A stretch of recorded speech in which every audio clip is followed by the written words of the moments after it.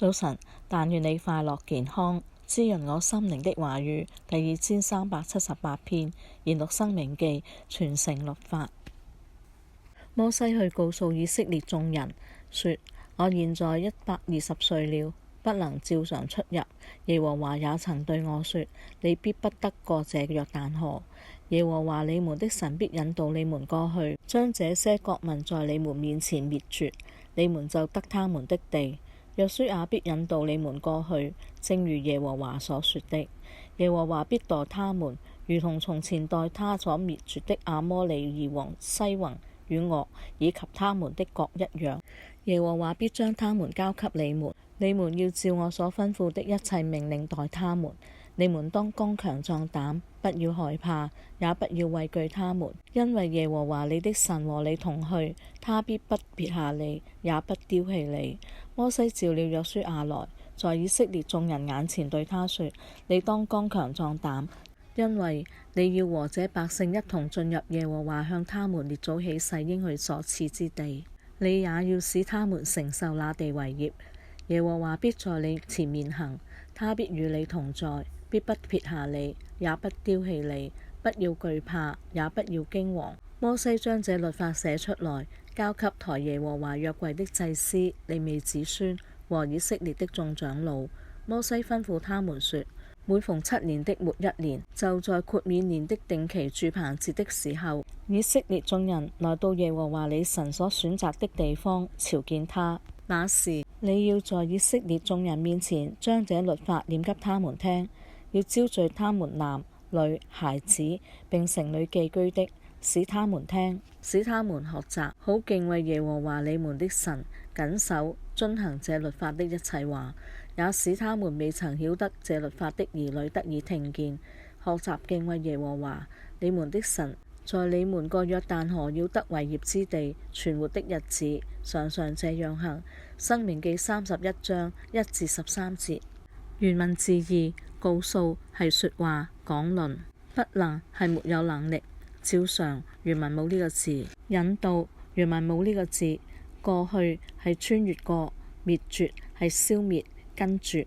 亞摩利係山居者，西宏係勇士，噩係長頸的。交給係給，治放代係做製作完成。剛強係堅固強壯，壯膽係大膽無懼，害怕係懼怕敬畏，畏懼係戰鬥，撇下係放鬆落下，丟棄係離開棄絕，承受係取得產業，懼怕係害怕敬畏，驚惶係被打破被驚嚇，抬係舉起承擔，豁免係取消免除，念係朗讀宣告，招聚係聚集集合，學習係被教導被訓練，曉得係知識。文意注解：摩西去告訴以色列眾人，意思係根據以色列人嘅傳說，摩西講完巴勒斯坦之約喺申命記29章30章裏面嘅話之後，就解散眾人，然後分別一個支派接一個支派嘅去傳達佢即將去世嘅消息，並且勸勉眾人今後要接受佢嘅繼承人約書亞嘅領導。2節，不能照常出入，出入係指正常咁擔當事工或者係精力旺盛咁作工嘅慣用語。考翻約書亞記14章11節同埋撒母耳記上12章2節，呢個話係暗示在世嘅年日即將告終，唔能夠再帶領百姓進入迦南，不得過這約旦河。我哋睇翻民數記20章11同埋12節，摩西舉手用杖擊打磐石2下，就有許多水流出來，會眾和他們的牲畜都喝了。耶和華對摩西亞倫說：因為你們不信我，不在以色列人眼前尊我為聖，所以你們必不得領這會眾進我所賜給他們的地去。第3節係重申神嘅應許，神必引導佢哋過去得這地為業，並介紹神所揀選嘅新領袖約書亞。第4節嘅他們係指迦南7族嘅人。第5節主要意思係指神必使佢哋得勝。6節嘅剛強主要係指到喺信心上信靠神，壯膽係指到喺心智上嘅勇敢，害怕係指對戰爭嘅恐懼，畏懼係指對敵人嘅懼怕，不撇下係指必要成就神嘅應許，不丟棄係指始終堅定神嘅同在。第7節，召了約書亞來，即係正式當眾任命新嘅領袖，再次重申要剛強壯膽，並交代約書亞所負嘅2大任務。第一就係帶領以色列人攻佔迦南地，第二就係分配迦南地俾各支派作為佢哋嘅產業。第8節，不要驚惶，只面對強大嘅敵人，唔需要顯出驚惶失措。第9節，這律法係指申命記書上有關神選民生活同敬拜神嘅模範。有啲聖經學者認為應該包括摩西五經。第10節，每逢7年嘅末1年，即係指安息年、豁免年，亦即係安息年，以色列人喺嗰一年需要豁免債務並釋放奴隸。住棚節係每年7月嘅15日起，守節7日，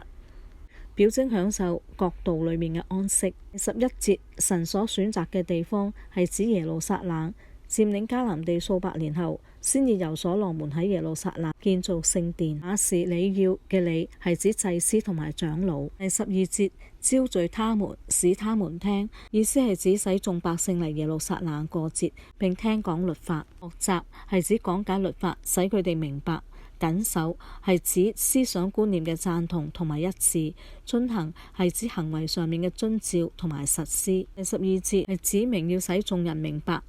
同埋遵行律法嘅程序。第一就係招聚，第二就係使佢哋聽，第三就係學習，第四就係敬畏神，第五就係謹守，第六就係遵行。第13節，全節嘅意思係指要殷勤教訓兒女，使佢哋明白律法，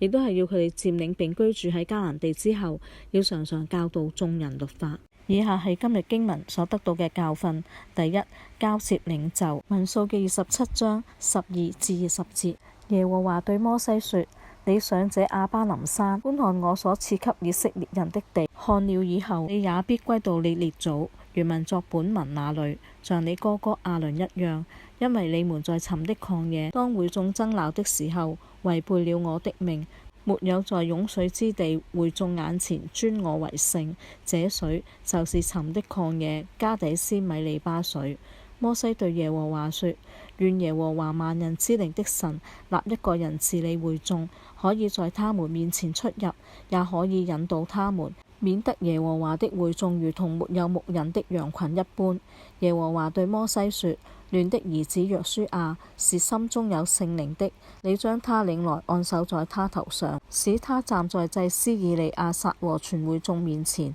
囑咐他，又將你的尊名給他幾分，使以色列全會眾都聽從他。摩西深知自己年事已高，無法繼續帶領以色列人，因此佢毅然將領袖嘅責任交俾約書亞，並鼓勵佢要剛強壯膽，不要害怕。呢個行動講俾我哋聽，訓練接班人係至關重要嘅。我哋必須為未來培養有能力嘅領袖，以確保信仰嘅延續同埋發展。第二，神的同在。民數記31章6至7節，摩西就打發每支派的1000人去打仗，並打發祭司以利亞撒的兒子非尼哈同去。非尼哈手裏拿着聖所的器皿和吹大聲的號筒，他們就照耶和華所吩咐摩西的，與米甸人打仗，殺了所有的男丁。摩西向以色列人宣告，神必將與佢哋同在，並喺佢哋嘅面前行。呢度讓我哋明白，只要有神嘅同在，